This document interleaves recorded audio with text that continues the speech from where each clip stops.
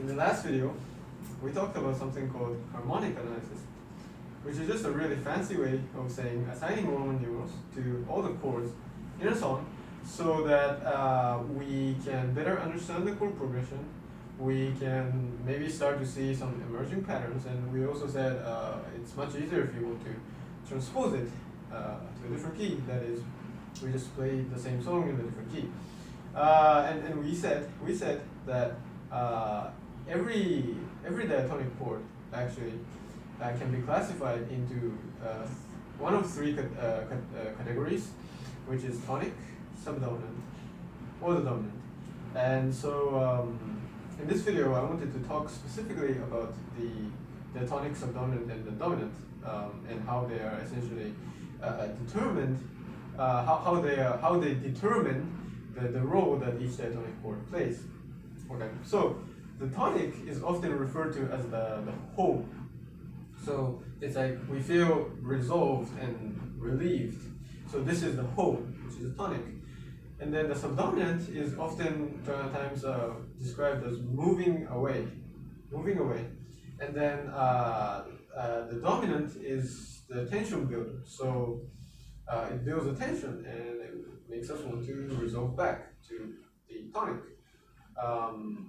After all, music is a series of tension and resolution. So in this video, we're going to talk about how we can categorize all the diatonic chords into these three categories.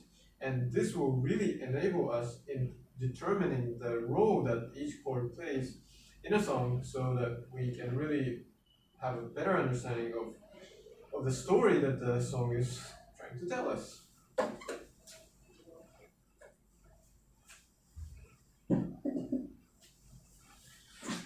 Alright, so let's get started with the first chord, which is this one,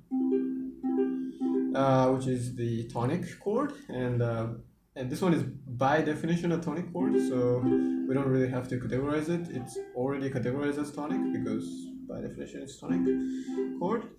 And as for the second one,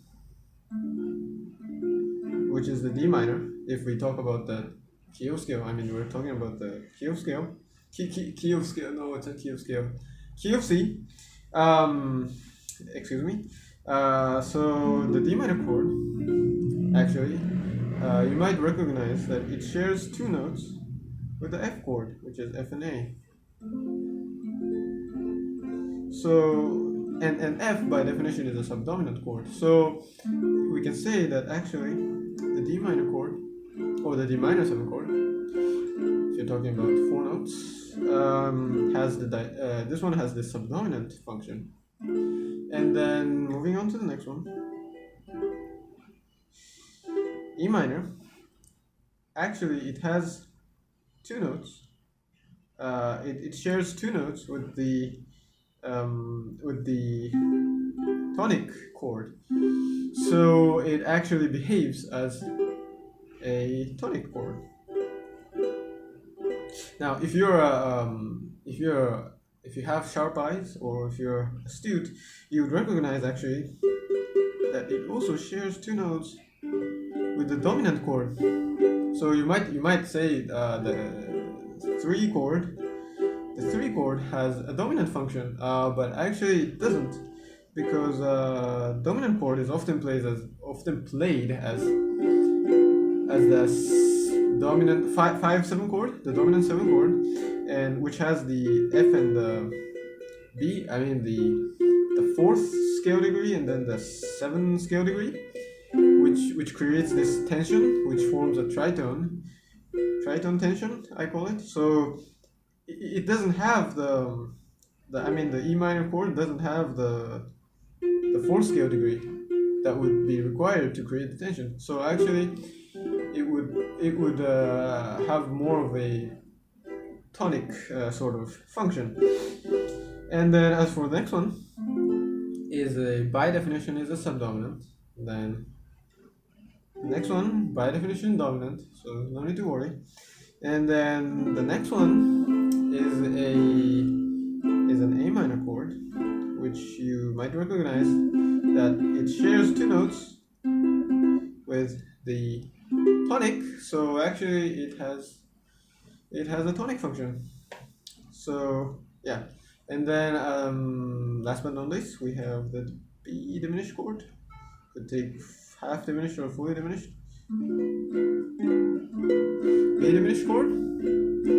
It has these notes, which is shared between the 5/7 dominant chord. So actually, it would function as a dominant chord. So when we hear this, our brain wants to resolve back to tonic chord. So we could resolve back to maybe the sixth chord, or maybe E minor chord, E minor 7 chord, or maybe the C major 7 chord. So this is essentially how you can categorize the diatonic chords into 3 categories.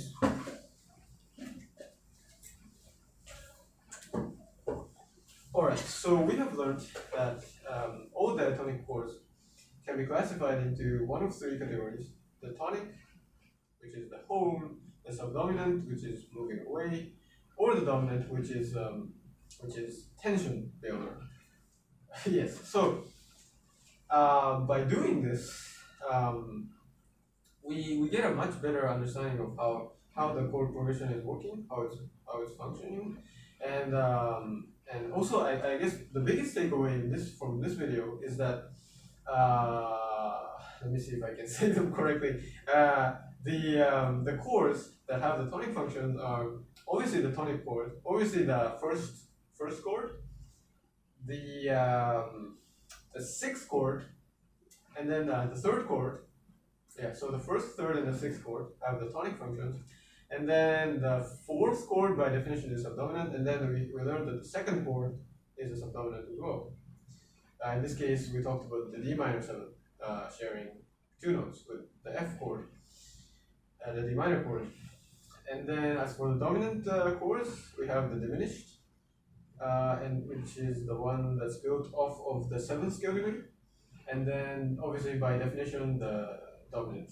Should have said that first.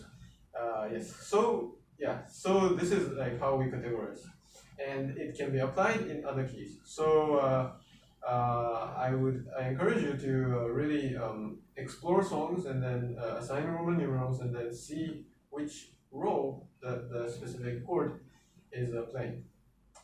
Thank you for watching. Thank you.